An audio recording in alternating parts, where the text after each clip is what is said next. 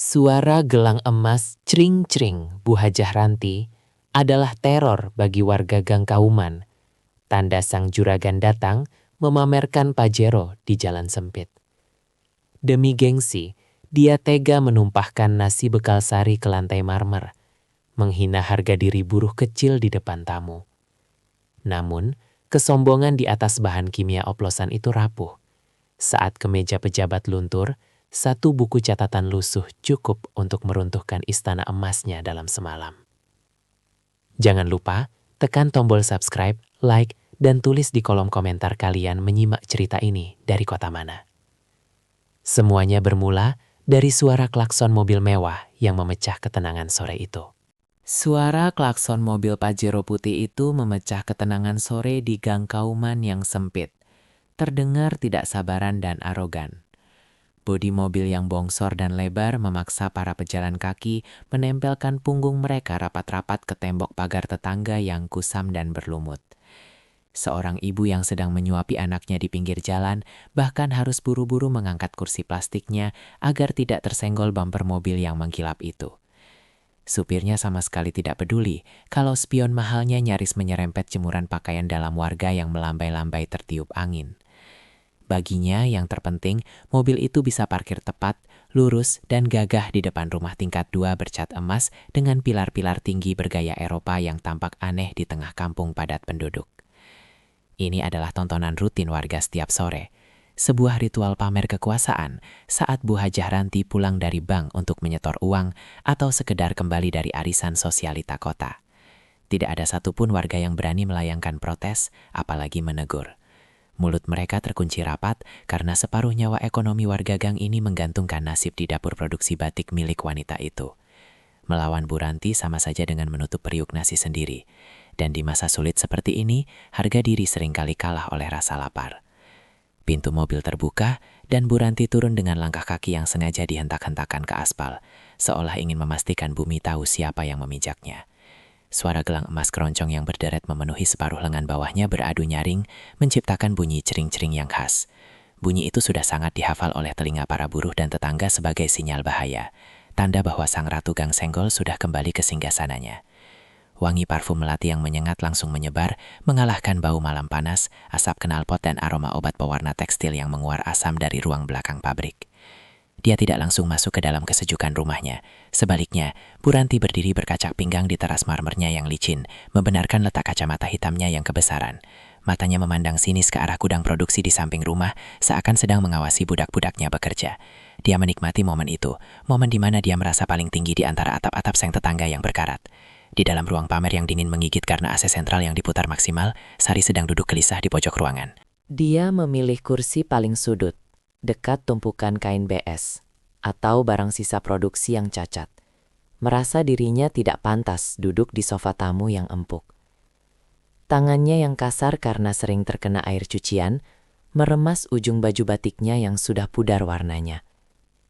Kain itu sudah terlalu sering dicuci dan dijemur di bawah matahari terik, hingga motif parangnya tak lagi tegas, sama seperti nasibnya yang kian samar. Sari sudah menunggu 2 jam lebih, hanya untuk bertemu sang juragan. Perutnya melilit perih.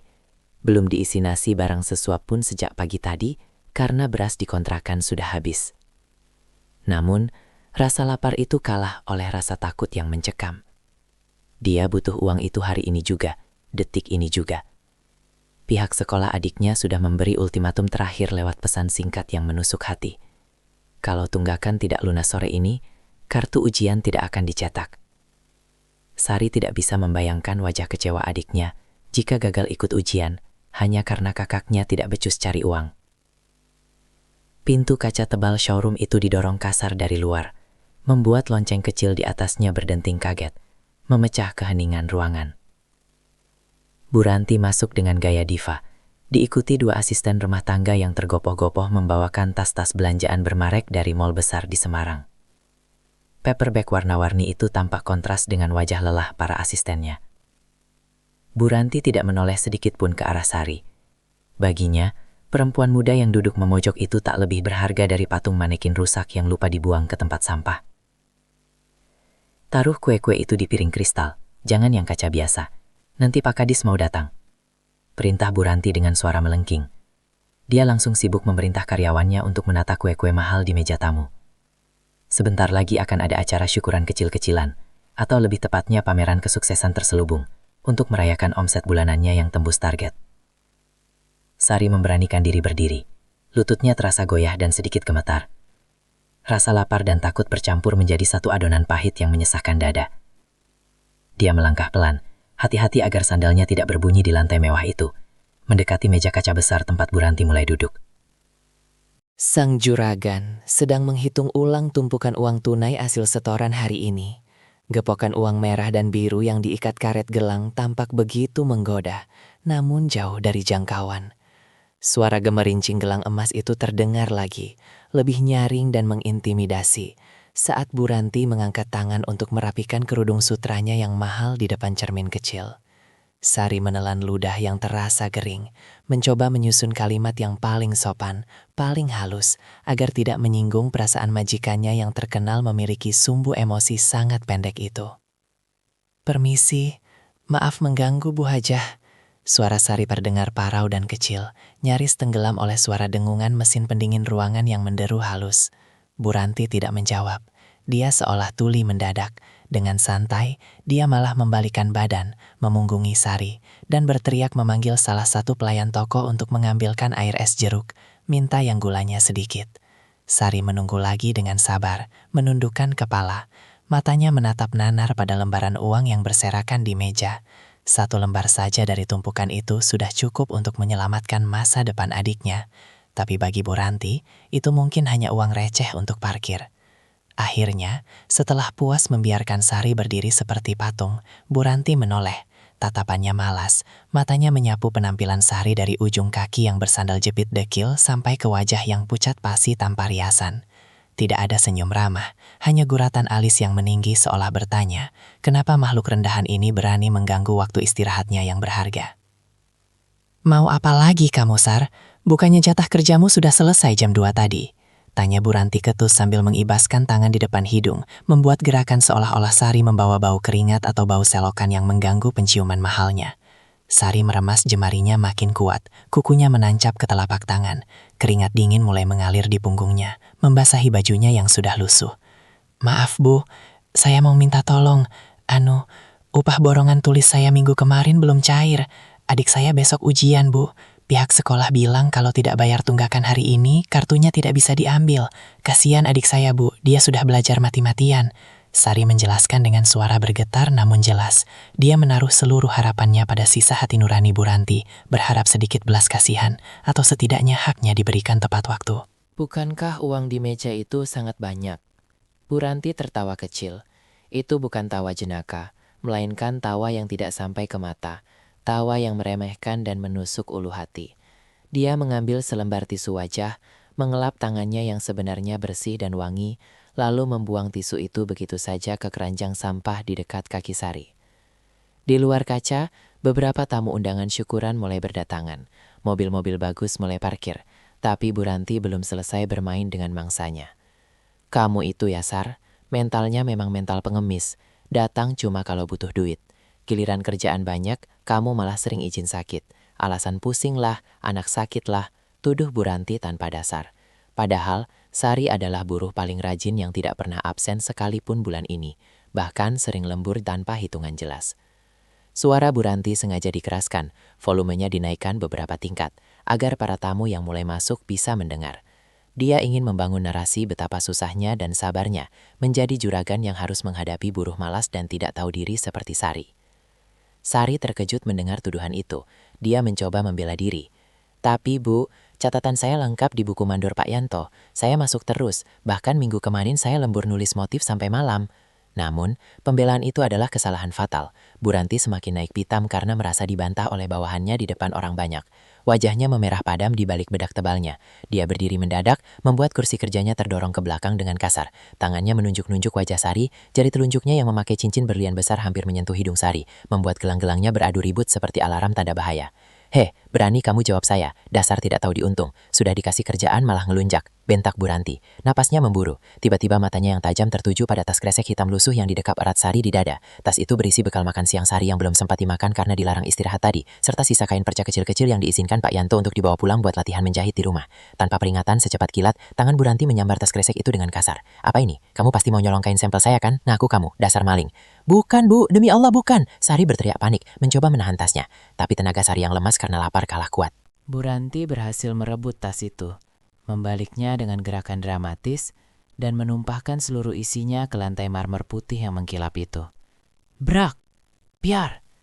Suara kotak makan plastik murahan yang pecah terdengar menyedihkan. Nasi putih yang sudah dingin, kuah sayur lodeh bersantan yang kental, dan sepotong tempe goreng tumpah berantakan. Kuah kuning berminyak itu langsung melebar, mengotori kemewahan lantai marmer Italia kebanggaan Bu Ranti. Di antara tumpahan nasi dan sayur yang menjijikan itu, terselip beberapa potong kain perca kecil seukuran sapu tangan, sisa guntingan yang tak berharga. Suasana ruangan langsung hening, senyap. Tamu-tamu yang baru masuk terdiam kaku di ambang pintu, kaget melihat pemandangan itu. Sari terpaku, darahnya terasa berhenti mengalir. Dia merasa telanjang. Harga dirinya ditumpahkan dan diinjak-injak begitu saja di depan orang banyak. Dia langsung menjatuhkan diri, berlutut, mencoba memunguti nasi yang berserakan dengan tangan gemetar. Air matanya mulai menetes deras tanpa bisa ditahan, jatuh bercampur dengan kuah lodeh di lantai. Tuh kan, maling kamu, lihat ini. Bu Ranti menunjuk kain perca yang terkena kuah sayur dengan ujung sepatu mahalnya. Kain perca ini motif baru, belum rilis di pasaran. Kamu pasti mau jual ke pengepul di pasar kan? Mau membocorkan desain saya? Tuduh Bu Ranti makin menjadi-jadi. Logikanya dicari-cari hanya untuk membenarkan tindakannya. Dia menendang pelan tangan Sari yang sedang memungut kain, membuat Sari tersentak mundur dan terjatuh terduduk. Bikin alasan saja, jangan sentuh lantai saya lagi, tanganmu kotor. Sari menggeleng kuat-kuat sambil terisak, napasnya sesak. Pak Yanto yang kasih Bu, ini cuma sampah, buat belajar jahit. Tapi Bu Ranti sudah menutup telinga. Dia tidak butuh kebenaran. Dia butuh kemenangan. Dia segera memanggil satpam berbadan tegap yang berjaga di depan. Satpam, bawa dia keluar. Seret sekarang. Bikin kotor lantai saya saja. Nanti bawa amisnya nggak hilang-hilang. Dan kamu, Sar, dengar baik-baik. Jangan harap upahmu cair sepeser pun. Uang itu saya sita sebagai ganti rugi karena kamu sudah berani mau mencuri aset perusahaan dan mengotori showroom saya. Sari diseret keluar setengah dipaksa oleh satpam yang sebenarnya tampak ragu, namun takut dipecat. Sari berusaha mempertahankan keseimbangannya, meninggalkan ruang ber-AC itu menuju panasnya udara sore di gang sempit yang berdebu. Dia masih mendekap pecahan kotak makannya. Bajunya kotor terkena noda kuah santan yang mulai mengering dan bau. Orang-orang di jalanan, tukang bakso, ibu-ibu tetangga, anak-anak kecil, menatapnya dengan pandangan kasihan. Beberapa berbisik prihatin, tapi tidak ada satupun yang berani mendekat untuk menolong atau membantunya berdiri. Mereka takut nasibnya akan sama seperti Sari. Di belakangnya, pintu kaca showroom tertutup rapat, meredam suara tangisnya, digantikan oleh suara tawa renyah Bu Ranti yang kembali menyambut tamu pejabatnya dengan wajah manis seolah tidak pernah terjadi apa-apa. Di ujung gang yang sepi, di bawah keremangan lampu jalan yang mulai menyala, Pak Yanto sang mandor tua menunggu dengan wajah prihatin. Guratan tua di wajahnya tampak makin dalam karena rasa bersalah. Dia melihat kejadian itu dari jauh, tapi dia hanyalah mandor kecil yang tidak punya kuasa untuk melawan sang ratu gang senggol. Pak Yanto hanya bisa menepuk bahu Sari pelan, menyodorkan selembar uang 20 ribuan yang lusuh dan lecek dari saku celananya. Sabar Yando, Gusti Allah boten sare. Tidak tidur, Bu Ranti memang lagi kumat. Mungkin dia lagi pusing banyak pesanan. Hibur Pak Yanto dengan suara serak, mencoba mencari pembenaran yang sia-sia. Uang ini buat beli makan dulu, isi perutmu. Soal sekolah adikmu, nanti Bapak coba carikan pinjaman ke koperasi desa diam-diam ya. Sari menolak halus uang itu. Dia menggeleng lemah. Dia tahu Pak Yanto juga punya 3 anak yang masih sekolah, dan istrinya sedang sakit. Dia tidak mau menyusahkan orang tua yang hidupnya juga pas-pasan itu. Makasih Pak, Bapak simpan saja. Sari nggak lapar. Sari menghapus air matanya kasar dengan punggung tangan. Rasa sedih yang tadi meluap-luap, perlahan berubah bentuk. Di dalam dadanya, kini tumbuh gumpalan kemarahan yang panas dan membara. Dia tidak pulang ke rumah kontrakannya. Dia tidak bisa pulang dengan tangan kosong dan melihat wajah adiknya. Sari memilih berjalan memutar, menuju pos ronda kosong yang gelap di belakang area rumah produksi Bu Ranti. Dia duduk di sana dalam diam, membiarkan nyamuk menggigiti kakinya, menunggu sampai malam benar-benar turun. Dia ingin memastikan sesuatu. Sebuah desas-desas ganjil yang pernah didengarnya samar-samar dari obrolan supir truk pengantar obat pewarna beberapa minggu lalu. Sesuatu yang mungkin bisa menjadi senjatanya. Malam semakin larut, Gang Kauman mulai sepi mati. Hanya terdengar suara jangkrik dan dengkuran samar dari rumah-rumah warga yang kelelahan. Lampu ruang produksi belakang rumah Bu Ranti sudah dimatikan, gelap gulita. Namun, pintu gerbang belakang yang biasanya digembok rapat dengan rantai besi, kini terlihat sedikit terbuka, menyisakan celah sempit. Sari menahan napas, menyembunyikan tubuh kecilnya di balik tumpukan drum bekas minyak tanah yang berkarat di samping selokan. Jantungnya berdegup kencang, memukul-mukul rongga dadanya. Sebuah mobil box hitam tanpa logo perusahaan, tanpa plat nomor yang jelas, berhenti pelan di depan pintu gerbang itu. Mesinnya langsung dimatikan agar tidak berisik. Lampu depannya pun dipadamkan. Suasana terasa mencekam. 2 orang pria bertubuh kekar dengan wajah tertutup masker turun dari mobil. Mereka mengangkut 3 drum besar berwarna biru tua yang terlihat sangat berat, berjalan mengendap-endap masuk ke halaman belakang. Tidak ada label merek pada drum itu. Tidak ada kode produksi, tidak ada peringatan keselamatan. Hanya drum polos yang mencurigakan. Sari menajamkan penglihatan saat pintu belakang rumah terbuka. Bu Ranti keluar memakai daster tidur sutra, tapi leher dan tangannya masih penuh perhiasan emas, berkilauan tertimpa cahaya bulan. Wajahnya tampak tegang, tidak sesombong tadi siang. Dia celingukan ke kanan dan kiri dengan gelisah, memastikan tidak ada mata tetangga yang mengintip, lalu dengan cepat memberikan amplop tebal berisi uang kepada supir itu. Sari menyipitkan mata, mencoba melihat lebih jelas apa isi drum misterius itu. Kesempakan itu datang saat salah satu pria pengangkut tersandung batu. Tutup salah satu drum itu tidak sengaja terbuka sedikit karena guncangan, menumpahkan isinya. Cairan kental berwarna merah darah tumpah ke tanah. Baunya langsung menyergap hidung Sari, menyengat tajam, bikin pusing, dan terasa pahit di tenggorokan. Ini bukan bau obat batik biasa. Ini bau bahan kimia keras yang asing, jauh lebih tajam dan mematikan. Sari membekap mulutnya sendiri kuat-kuat dengan kedua tangan, agar tidak berteriak nyeri saat melihat efek cairan itu. Rumput liar dan tanaman perdu di dekat pagar yang terkena tetesan cairan merah itu langsung mendesis pelan, layu seketika, dan berubah warna menjadi hitam legam seolah terbakar arang dalam hitungan detik. 2 minggu setelah kejadian malam itu, suasana di rumah produksi Bu Ranti berubah menjadi seperti kamp kerja paksa di tengah gurun. Panasnya bukan main. Atap seng pabrik yang rendah seolah memerangkap udara siang Pekalongan yang memanggang, mengubah ruangan itu menjadi oven raksasa. Asap putih tebal mengepul dari kuali-kuali besar tempat peluruhan lilin, membuat jarak pandang terbatas dan udara terasa berat, sesak, serta berbau anyir campuran keringat dan bahan kimia. Puluhan buruh, laki-laki dan perempuan, bekerja lembur bagai kuda pacu yang dicambuk tanpa henti. Keringat mereka menetes deras, membasahi lantai semen yang licin dan retak-retak.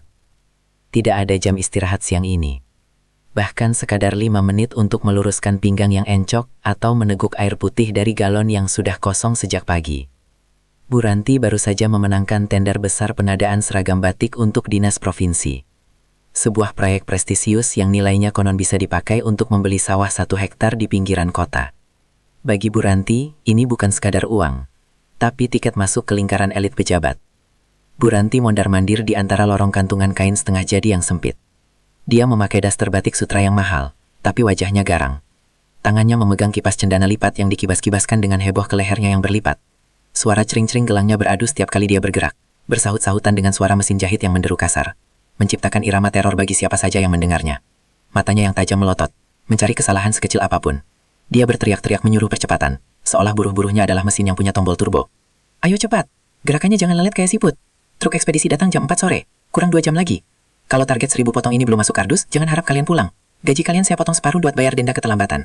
Ancamnya lewat pengeras suara toa kecil yang selalu digantung di lehernya, membuat suaranya yang cempreng makin memekakkan telinga. Di pojok ruang pencerupan yang lembab dan gelap, Sari sedang berdiri di atas dingklik kayu. Tangannya memegang kayu pengaduk yang berat. memutar cairan pewarna merah di dalam tong besar. Meski sudah dipecat dari showroom Dipan dengan cara yang memalukan, Sari terpaksa membuang harga dirinya. Dia memohon-mohon pada Pak Yanto agar tetap bisa bekerja di bagian kasar, bagian paling kotor dan bau, demi bisa makan sehari-hari dan menabung untuk adiknya. Bu Ranti akhirnya mengizinkan dengan syarat yang mencekik. Upah Sari dipotong 30% dan dia dilarang keras menampakkan wajah di area depan rumah. Sari menerima nasib itu dengan kepala tertunduk, tapi matanya yang waspada, diam-diam terus mengawasi gerak-gerik drum biru polos yang kini sudah berjajar rapi di dekat meja racik warna. Jantung Sari berdegup kencang saat melihat asisten kepercayaan Bu Ranti, seorang pria bertampang sangar, mulai membuka tutup drum biru itu. Dia menuangkan cairan kental dari drum itu ke dalam bak pencelupan utama tanpa takaran yang jelas. Baunya, Tuhan, baunya mengerikan. Aroma itu langsung menyengat, tajam menusuk hidung seperti bau bensin oplosan yang dicampur cuka busuk dan bangkai tikus. Beberapa pekerja di dekat bak itu langsung terbatuk-batuk hebat. Mata mereka berair perih. Mereka buru-buru menutup hidung dengan kerah baju yang kucau, tapi tidak berani protes. Cairan itu aneh, tidak dicampur air panas dan penguat warna sesuai standar batik tulis, melainkan langsung dihajar murni ke kain. Ini adalah jalan pintas yang berbahaya. Sari melihat sendiri bagaimana kain putih polos yang dicelupkan ke sana langsung berubah merah menyala dalam hitungan detik, tanpa perlu proses celup berulang yang memakan waktu berhari-hari. Ini cara curang untuk memangkas waktu produksi dari 1 minggu menjadi cuma 2 hari. Sebuah penghematan gila-gilaan yang mengorbankan kualitas serat kain demi mengejar deadline gila. Sari tahu bahayanya. Ingatannya melayang pada rumput di belakang gudang yang hangus dan menghitam dalam sekejap saat terkena tetesan cairan itu. Kain seragam dinas ini memang akan terlihat mengkilap, mewah dan merah membara saat baru jadi dan dibungkus plastik. Tapi itu bom waktu. Begitu kena air sabun cucian pertama kali, atau bahkan kena keringat asam tubuh manusia, warnanya pasti akan luntur parah. Lebih buruk lagi, residu kimianya bisa membuat kain itu rapuh dan sobek seperti kertas basah, atau malah membuat kulit pemakainya gatal-gatal. Hati kecil Sari berontak. Dia membayangkan ribuan pegawai negeri memakai baju itu saat upacara resmi, lalu baju itu luntur dan merusak segalanya. Dia tidak tega. Dengan tangan gemetar dan napas tertahan, Sari meletakkan kayu pengaduknya. Dia mengelap tangan yang terkena percikan warna merah ke celemeknya, lalu menyelinap pelan di antara gantungan kain basah, mendekati Pak Yanto. Mandor tua itu sedang sibuk mengecek jahitan kancing di meja inspeksi. Wajah Pak Yanto tampak sangat kelelahan. Kantung matanya hitam dan tebal. Punggungnya makin membungkuk tertekan oleh target mustahil dari sang juragan. Sari menarik lengan baju Pak Yanto pelan, memberi kode mata agar mereka bicara di balik tumpukan kardus kemasan yang tinggi. Area blind spot yang tidak terlihat CCTV murahan yang dipasang Bu Ranti. Pak, tolong jangan pakai obat dari drum biru itu, bisik Sari dengan nada mendesak. Suaranya bergetar menahan takut. Matanya liar mengawasi sekitar. Takut asisten Bu Ranti melihat. Saya lihat sendiri malam itu, Pak. Obat itu keras sekali. Bikin tanaman mati seketika. Kalau kain ini luntur atau rusak di tangan pejabat, nanti Bapak sebagai mandor yang kena masalah besar. Pak Yanto menghela napas panjang. Berat sekali rasanya. Dia melepas pecinya yang lusuh dan mengusap keringat dingin di dahi yang berkerut dalam. Tatapannya kosong. Bapak tahu, Nduk. Bapak juga sudah curiga. Baunya saja sudah beda. Bikin dada sesak. Tapi Bapak tidak punya kuasa. Bu Hajah yang maksa. Katanya itu formula impor dari Cina. Biar cepat kering dan warnanya jereng seketika. Tapi itu racun, Pak. Itu bukan obat batik. Itu mungkin limbah atau cat tekstil murah. Kita harus lapor atau setidaknya hentikan campurannya sekarang. Kasihan pembelinya, Pak. Ini dosa jariah kalau kita diam saja. Desak Sari lagi. Kali ini suaranya sedikit lebih keras karena emosi. Berusaha menembus kebisingan mesin jahit. Tanpa mereka sadari, sebuah bayangan tubuh gempal sudah berdiri di balik celah kardus. Aroma parfum melati yang menyengat tiba-tiba tercium. Membunuh bau apek gudang. Bu Ranti muncul tiba-tiba dengan wajah merah padam. Kipas cendananya dilipat keras dengan satu sentakan tangan, hingga menimbulkan bunyi peletak yang nyaring, seperti suara cambuk. Rupanya dia sudah menguping pembicaraan itu sejak tadi. Oh, jadi begini kelakuan kalian. Di belakang saya kalian malah bersekongkol. Bagus ya, bagus sekali. Suara Bu Ranti meledak, melengking tinggi hingga membuat seluruh aktivitas di ruangan itu seketika mati. Hening. Buruh-buruh berhenti bekerja. Jarum mesin jahit berhenti di tengah kain. Semua mata tertuju pada sudut ruangan itu dengan ketakutan. Bu Ranti melangkah maju. Dadanya naik turun menahan amarah. Dia mendorong bahu Pak Yanto dengan telunjuknya yang keras, berkali-kali, membuat orang tua itu terhuyung mundur. Kamu itu sudah tua, Yanto. Harusnya bersyukur saya masih mau pekerjakan orang bau tanah kayak kamu. Berani-beraninya kamu meragukan keputusan saya. Kamu pikir kamu siapa? Ahli kimia? Insinyur? Pak Yanto mencoba menjelaskan dengan sopan. Tubuhnya membungkuk dalam-dalam, tangannya terangkat memohon maaf. Bukan begitu, Bu Haja. Ngapunten, Sali cuma khawatir kualitasnya. Baunya memang agak menyengat, beda sama yang biasa. Takutnya nanti ada komplain dari dinas.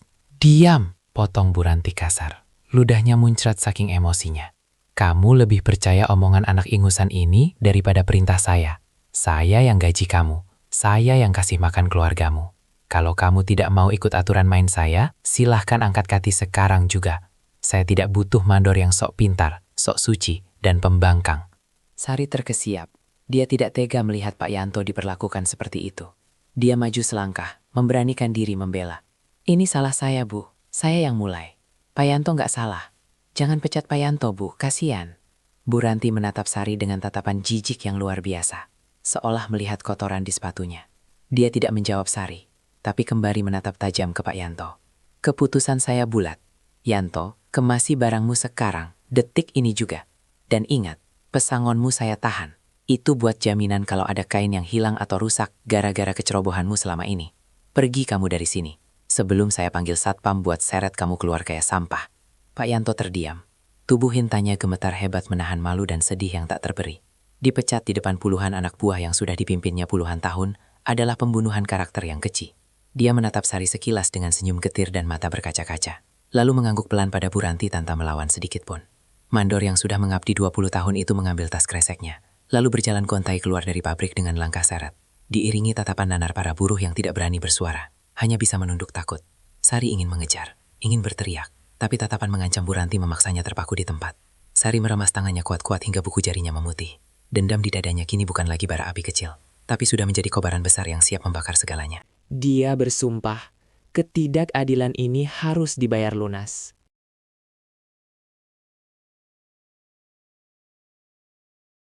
Malam harinya, suasana kontras terjadi di ruang tamu utama rumah Bu Ranti. Ruangan itu berubah drastis menjadi panggung pertunjukan yang gemerlap. Lampu ring light besar dinyalakan, menyorot wajah Bu Ranti yang sudah didandani full make up tebal. Wajahnya glowing memantulkan cahaya, menyembunyikan kerutan jahat di matanya. Dia duduk santai di sofa kulit impornya, memangku tumpukan uang pecahan 100 ribuan yang disusun tinggi menyerupai menara. Di belakangnya, tumpukan kardus coklat bertuliskan seragam dinas kualitas ekspor ditata rapi menjulang tinggi sebagai latar belakang yang meyakinkan. Ini adalah panggung sandiwara terbaiknya. Bu Ranti sedang melakukan siaran langsung di media sosial, menyapa ribuan pengikut setianya dengan gaya bicara yang dimanis-maniskan, dibuat selembut mungkin. Senyumnya lebar, memamerkan gigi putih hasil veneer mahal yang berkilau, sangat kontras dengan wajah bengisnya tadi siang di pabrik yang penuh keringat dan makian. Halo Sobat Batik Ranti semua, dimanapun kalian berada. Alhamdulillah, rezeki anak soleha ya Bunda. Malam ini kita syukuran online tipis-tipis, ucapnya dengan nada centil yang dibuat-buat sambil mengibaskan gepokan uang di depan kamera ponsel. Gelang emasnya sengaja dibunyikan lagi, cering-cering, menjadi musik latar kemewahannya yang bising. Lihat nih, pesanan seragam provinsi sudah meluncur sore tadi, lunas. Kualitasnya, jangan tanya, premium, anti luntur, warnanya awet seumur hidup. Pokoknya kelas pejabat lah, bukan kaleng-kaleng. Kolom komentar di layar ponselnya banjir pujian, emoji api dan stiker hati. Bu Ranti membacakan satu persatu sanjungan itu dengan bangga, kepalanya mendongak. Sesekali dia menyindir tetangga-tetangga yang dianggapnya iri dengki dengan kesuksesannya. Buat yang nyinyir, minggir dulu ya, kerja keras dong, jangan cuma bisa komentar, ujarnya sambil tertawarnya. Dia merasa di atas angin, merasa tak tersentuh oleh hukum karma. Uang pelunasan termin pertama sudah cair dan sekarang ada di pangkuannya, hangat dan nyata. Dia sudah membayangkan akan membeli mobil baru warna merah minggu depan, hanya untuk memanasi hati istri Pak Camat yang kemarin baru beli motor baru.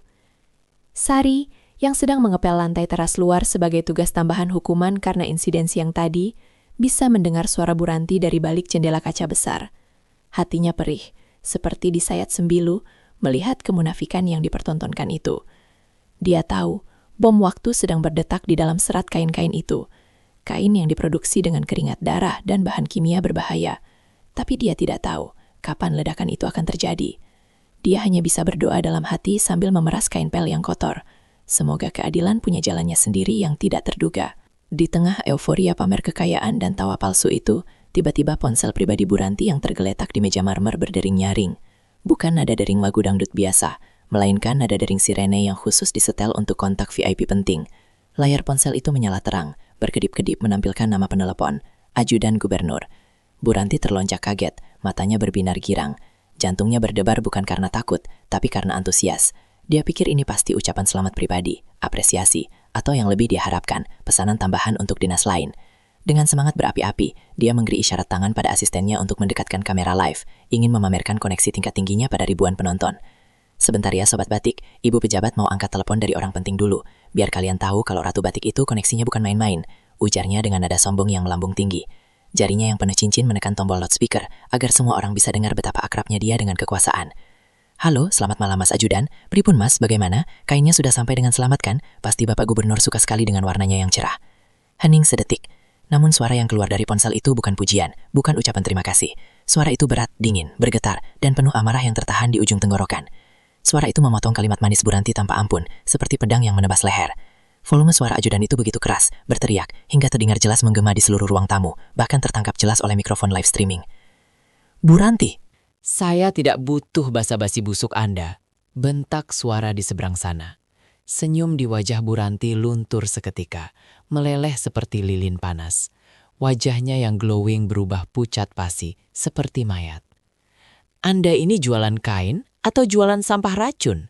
Baru saja dicoba fitting oleh Bapak untuk acara besok pagi. Kainnya langsung luntur parah kena keringat. Kemeja putih Bapak jadi merah semua, seperti kena darah. Kulit Bapak gatal-gatal panas. Anda sadar tidak? Anda baru saja mempermalukan gubernur di depan tamu negara. Anda mau saya polisikan malam ini juga? Wajah Bu Ranti pucat pasi. Mulutnya menganga tak bisa berkata-kata. Sementara ribuan penonton live yang tadi memuji, kini mendadak berhenti mengetik. Sebelum akhirnya komentar hujatan mulai bermunculan satu persatu dengan cepat. Sambungan telepon itu terputus sepihak, menyisakan bunyi tut-tut-tut yang panjang, dingin, dan menyakitkan di telinga. Di layar ponsel yang masih menyala terang, kolom komentar siaran langsung yang tadi berisi pujian palsu, kini bergerak liar dengan kecepatan gila, seolah bendungan air bah baru saja jebol. Ribuan pujian yang tadi membanjiri layar kini lenyap tak berbekas, digantikan oleh gelombang hujatan yang mengerikan. Ikon muntah, emoji api amarah, dan tagar hashtag Ratu Batik Penipu mulai naik daun menjadi trending topik lokal dalam hitungan menit. Kata-kata kasar seperti penipu, kualat, hingga boykot batik Ranti bermunculan silih berganti menusuk mata siapapun yang membacanya. Bu Ranti menatap layar itu dengan mata nanar yang tak berkedip. Otaknya gagal memproses perubahan nasib yang begitu drastis. Tangannya gemetar hebat, keringat dingin membasahi telapak tangannya hingga licin. Ponsel mahal keluaran terbaru itu akhirnya terlepas dari genggaman, meluncur bebas dan menghantam lantai marmer dengan suara keras. Prak! Layar ponsel itu retak 1000, membentuk pola sarang laba-laba yang rumit, sama persis seperti reputasi yang dibangunnya bertahun-tahun dengan kelicikan dan keringat orang lain, kini hancur keping-keping dalam hitungan detik. Suasana ruang tamu yang tadi gemerlap, silau oleh lampu ring light dan pameran kekayaan, kini mendadak terasa suram dan mencekam, seolah ada hantu yang lewat. Asisten rumah tangganya yang memegang lampu pencahayaan buru-buru mematikan alat itu, wajahnya pucat ketakutan, lalu mundur perlahan ke arah dapur, takut terkena semprotan amarah majikannya yang biasanya meledak-ledak. Tapi kali ini tidak ada ledakan. Bu Ranti terduduk lemas di sofa kulit impornya, tubuhnya merasot seperti boneka yang dicabut kapasnya. Nafasnya memburu, pendek-pendek, seakan oksigen di ruangan besar itu mendadak habis.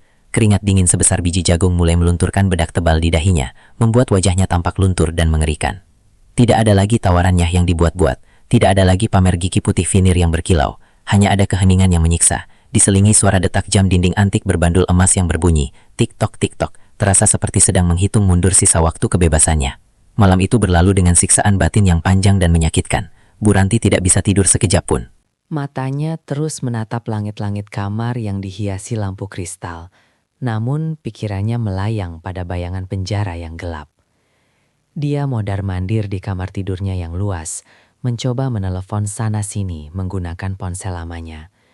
Dia menghubungi Pak Komisaris, Bu Dewan, hingga kenalan ormas yang biasa melindunginya. Tapi nihil. Tidak ada satupun nomor yang aktif.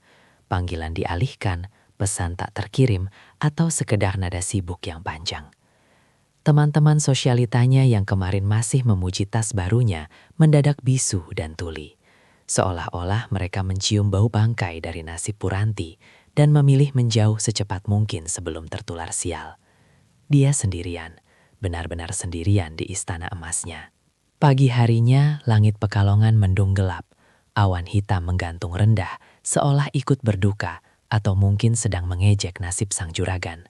Biasanya, jam segini Buranti sudah siap berdiri di depan pagar dengan daster cerahnya untuk memarahi tukang sayur atau menyindir tetangga yang lewat. Tapi hari ini, pintu gerbang rumah gedongan itu tertutup rapat, terkunci ganda. Rumah itu tampak mati. Namun, ketenangan semu itu pecah tepat pukul 9 pagi. Bukan suara klakson Pajero yang terdengar, melainkan deru halus namun mengintimidasi dari mesin sedan hitam plat merah dengan kode wilayah ibu kota provinsi.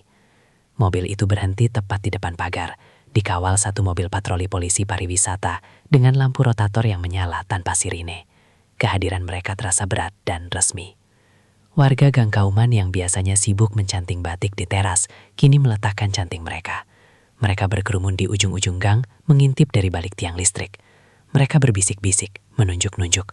Wajah mereka menyiratkan rasa penasaran yang bercampur dengan kepuasan tertahan. Ini adalah tontonan gratis yang sudah lama mereka nantikan. Runtuhnya sang ratu. Pintu mobil terbuka. Mas Bayu, ajudan gubernur yang semalam menelepon dengan nada murka, turun. Wajahnya kaku, rahangnya mengeras, tanpa ekspresi ramah sedikit pun. Dia mengenakan batik resmi yang rapi, kontras dengan apa yang dia bawa. Di tangan kanannya, dia menenteng sebuah tote bag transparan yang isinya terlihat jelas oleh semua orang. Sebuah kemeja putih lengan panjang yang kini kondisinya mengenaskan. Warnanya belang-belang merah muda Nora. Serat kainnya terlihat brudul, persis seperti baju bekas yang kelunturan kaos kaki murah di mesin cuci. Buranti terpaksa keluar menemui tamunya. Matanya bengkak bekas menangis semalaman. Rambutnya yang biasanya disasak tinggi, kini agak berantakan. Dia mencoba tersenyum, mencoba memasang topeng keramahan yang sisa-sisanya masih menempel, tapi otot wajahnya kaku, seolah dilumuri lem. Mas Bayu, kok repot-repot datang sendiri? Mari masuk mas, kita bicarakan baik-baik di dalam, kekeluargaan saja. Ada kopi luwak asli, kue-kue juga masih ada. Suaranya terdengar sumbang dan putus asa. Tidak usah basa-basi, Bu. Potong Mas Bayu dingin. Dia menolak uluran tangan Buranti mentah-mentah, membiarkan tangan wanita itu menggantung canggung di udara. Mas Bayu melangkah ke teras, lalu melempar tote bag itu ke meja marmer. Bunyinya plak, cukup keras, hingga membuat Buranti berjengit kaget seperti ditampar. Ini buktinya. Bapak Gubernur baru pakai kemeja ini 10 menit untuk gladi resik upacara. 10 menit, Bu. Keringat beliau langsung berubah merah. Dokter kepresidenan bilang ada iritasi kulit parah di punggung Bapak karena residu bahan kimia keras. Ibu tahu ini pidana. Ini penipuan spesifikasi produk dan membahayakan keselamatan pejabat negara. Pasal berlapis sudah menunggu Ibu. Wajah Buranti pucat pasi. Darah seolah tersedot habis dari kepalanya. Lututnya goyah. Dia harus berpegangan pada pilar teras agar tidak ambruk. Dia mencoba mencari kambing hitam. Taktik lamanya yang selalu berhasil. Itu pasti ulah karyawan saya, Mas. Ada sabotase, sumpah demi Allah. Mandor saya yang lama, Pak Yanto. Dia pasti dendam karena saya pecat dan mencampur racun ke pewarna diam-diam. Saya tidak tahu apa-apa, Mas. Saya cuma korban, saya ditipu anak buah sendiri. Buranti berteriak histeris. Suaranya melengking tinggi, menyalahkan semua orang kecuali dirinya sendiri. Dia menuduh Pak Yanto, menuduh penyedia bahan baku, bahkan menuduh kualitas air tanah Pekalongan yang sedang jelek.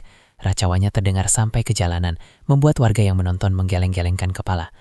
Maaf Bu, Pak Yanto tidak salah. Jangan bawa-bawa orang tua yang tidak tahu apa-apa.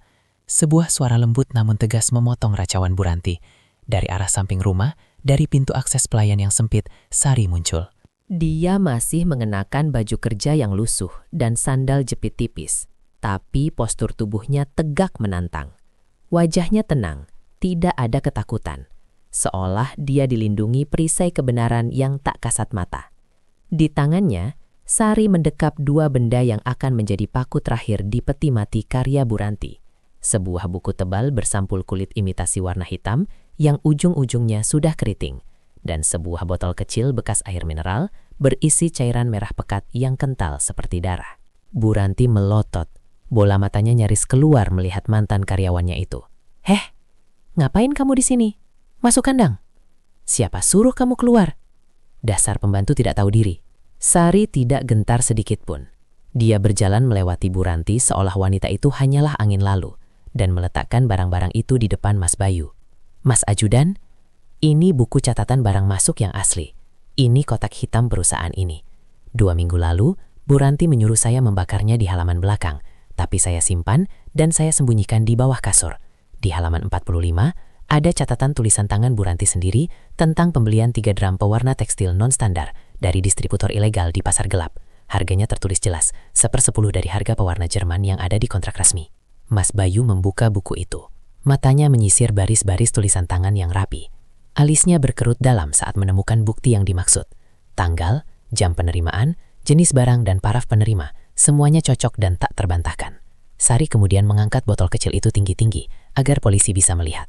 "Dan ini sampel cairan dari drum biru itu, Mas. Saya ambil diam-diam saat menguras bak pencelupan kemarin sore. Silahkan diuji di laboratorium forensik. Ini bukan pewarna batik, Mas. Baunya saja bikin pusing. Ini pewarna spanduk plastik yang dioplos air keras, biar cepat meresap ke kain tanpa dimasak." Jelas Sari lugas, suaranya lantang tanpa rasa takut sedikit pun. Bu Ranti menjerit seperti orang kesurupan. Dia menerjang maju, kuku-kukunya yang tajam mengarah ke wajah Sari, hendak merampas buku itu dari tangan Mas Bayu. "Bohong, itu buku palsu. Dasar maling. Kamu sekongkol sama Yanto buat hancurkan saya. Saya tuntut kamu." Namun 2 petugas polisi yang mengawal Mas Bayu dengan sigap menahan tubuh gempal Bu Ranti. Mereka memegangi kedua lengannya kuat-kuat. Gelang-gelang emas keroncong di tangannya berbunyi cering-cering panik saat dia merontah-rontah. Tapi kali ini, bunyinya tidak lagi terdengar mewah atau mengintimidasi. Bunyi itu terdengar menyedihkan, bising, dan membelenggu seperti rantai narapidana.